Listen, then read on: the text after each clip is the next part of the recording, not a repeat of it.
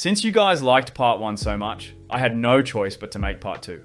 In part 1, we covered the top 5 teams and their drivers, all the good stuff. I mean, let's be honest, that's what most people really care about. But the midfielders are just as important because the midfield is the real testing ground for drivers looking to climb the team hierarchy and fight for wins and titles. Almost every top driver today started their F1 journey with a midfield team, so I think the midfielders deserve equal recognition and respect. So without wasting any more time, let's dive into the 5 midfield teams and their drivers. The ones fighting tooth and nail for every point, dreaming of podiums and hoping to catch the eye of the top teams. Starting with the French team on the grid, Alpine. Over the last 3 years, they've been the most unpredictable team in F1. First, they lost Fernando Alonso, then they lost Oscar Piastri, then they signed the driver who happens to be the arch enemy of their other driver, then they fired their team principal mid-season, then they fired their CEO, then they brought back the guy involved in the race fixing scandal, then they fired the driver who had been with them for years. Then they announced that from 2026 they would be using Mercedes engines and becoming a customer team. And now they're collecting reserve drivers like Pokemons, building what looks like a backup army. I mean, it doesn't get any better than this. Nobody knows what they're up to or what their actual goal is. It's a complete mystery. Now, let's talk about their drivers. First, there's Pierre Gasly, the driver with the most French name ever. He's an ex-teammate of Max Verstappen, and you don't need to be a genius to figure out how that went, given that he's now driving for Alpine. That being said, he's a solid driver. A one-time race winner with multiple podiums to his name. Personality-wise, Pierre is surprisingly vanilla. He seems like the kind of guy who's friends with everyone, but isn't really in anyone's inner circle, you know what I mean? He usually keeps to himself and focuses on racing, so there's not much more to say about him. If you're French, then he's probably your best bet. And then we have Alpine's other driver, the rookie from Down Under, Jack Doohan. Jack comes from a prominent racing family. His father, Mick, is a 5-time MotoGP world champion. But so far, Jack himself hasn't won a single junior title. His junior career has been a bit up and down. He comes across as the quiet type, usually calm and composed. He's somewhat similar to Piastri in that way, just without the dry humor. Also, he's got sad eyes, or maybe that's just the Alpine effect. So, if you're Australian, you're probably cheering for Piastri. But if you prefer someone more low-key, Jack's your guy. Next up, we have the American team, Haas Racing. Now, Haas is a very interesting team. In 9 years of Formula 1, they've been consistently stuck in the bottom midfield. But with a new team principal, things might finally be looking up. For 2025, they have a completely new driver lineup. First, we have Esteban Ocon, the French driver who got dropped by the French team that allegedly tracks its drivers' every move. Now, what do I even say about Esti Besti? He's a tough operator. He's known for being the last driver to win for Alpine. Kidding. He's actually known for obliterating both his and his teammates' car during races. Honestly, he's got some issues, not gonna lie. Even Fernando Alonso refuses to say his name. Might have been a teammate of yours. French. Tall. French. Passed. One time, he crashed into the race leader while trying to unlap himself. Max Verstappen called him a for that, and the two had a bit of a scuffle after the race. It's no secret that he's not the most likable character on the grid, and several drivers have allegedly tried to kill him on track. Why did you want to kill him 2 times? I tried my best. I didn't succeed. You also tried to kill him a few times. That being said, outside of racing, he actually seems like a nice guy. He's a big fan of superhero movies and comics, and he enjoys racing RC cars. So if you're the kind of person who hates their teammates and will do anything to stay ahead of them, Ocon's your guy. The other Haas driver is British rookie Ollie Behrman, and even though he's 19, he somehow sounds and looks like he's 12. He's got the coolest driver logo though. He's also pretty funny and even has his own YouTube channel. Oh no! I'm going over my bum! Ah. You okay?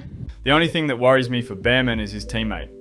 Ocon isn't exactly known for being kind to the guys on the other side of the garage, and I think Ollie is in for a tough fight this season. But I think he'll do alright. So if you like British drivers but want to support someone other than Lewis, Lando or George, you can't go wrong with Ollie. Next up, we have the team with the worst name possible, Visa Cash App Racing Bulls. This is Red Bull's junior team, meaning it serves as a testing ground to see if young drivers are worthy of a promotion to the senior team. Even though Red Bull fights for wins and podiums, their junior team constantly struggles just to score points. Why Red Bull doesn't help its sister team with car development remains a mystery to me. Other than that, the team is pretty chill as long as you deliver results. If not, you're gone before mid-season as Red Bull has a long list of junior drivers waiting for their shot at F1.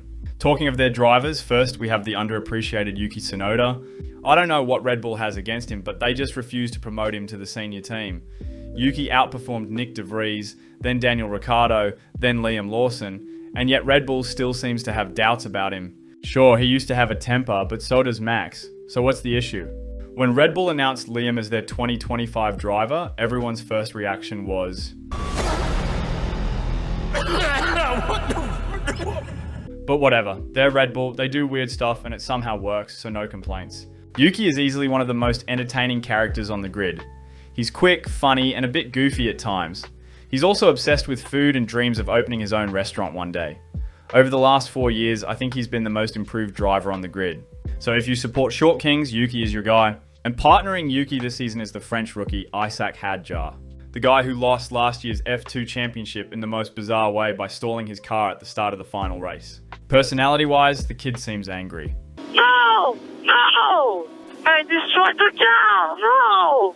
I have a feeling we're going to get plenty of colourful radio messages from the two Visa drivers this season. Man, come on! We got to this race!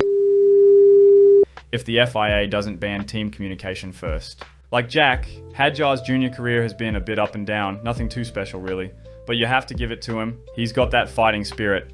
I don't think he'll beat Yuki, but he should be close and will probably learn quickly. Next up, we have Williams Racing, the team that spends more time rebuilding their car than actually racing on track. In all seriousness, Williams used to be one of the top teams, winning multiple championships, but these days they're just scraping the bottom of the standings. Their team principal, James Vowles, is a brilliant man, and also a complete nerd who can talk about coffee for days. But most of us know him from his iconic Mercedes radio messages. Valtteri, it's James. Valtteri, it's James. Please abort the fastest lap attempt for the end of the lap.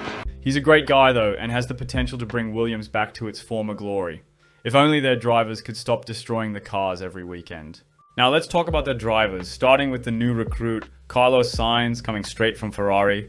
I mean, what a fall from grace. Going from Ferrari to Williams in 2025 is like moving from Los Angeles to Cleveland.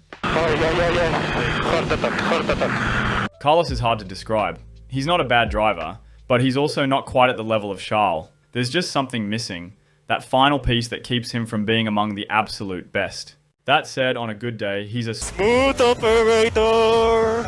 Carlos is also the kind of guy who makes his own race strategies, which honestly isn't surprising considering he was driving for Ferrari.